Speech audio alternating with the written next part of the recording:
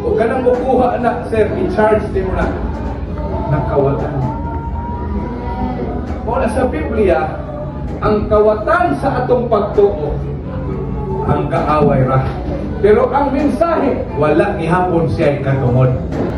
Pwede kang i-distract, pwede kang bugnaw niya, pwede kang hatagang problema, pwede kang daoto niya.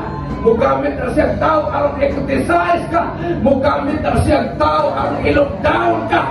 Pero lihat na yun siyang kotob, di siya pwedeng makakuha nato sa kamot sa Diyos, di siya pwedeng makahilabot sa ato, di siya pwedeng munisisyon na ako ka. Why?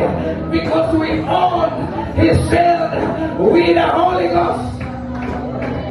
Kaya saan sa Ginoo, hallelujah, dili na pwedeng mabawi, o di mo pwedeng makuha. Bisan si Satanas, wala siya'y katungkol sa pagkuha, ani. Kay ang Diyos mo'y pagkuhod. It's one blessing na imong naangkon, mga kaigsuunan, na sabtan mo, na kining paagihan, na kining mga putana, dili pwede ihatag sa tao, apan sa Diyos.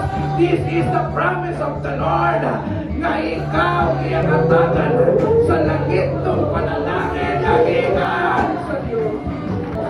Ikaw ang ipaabot sa Diyos dito. Lord, kung ikunani man ang bitkukutob sa ako ang mga ginabuhi ng kalimutan, wala na'y problema, Lord. Basta kay ka ng imong iandang para sa ako ang anaan dito. Gusto na ako ng abuto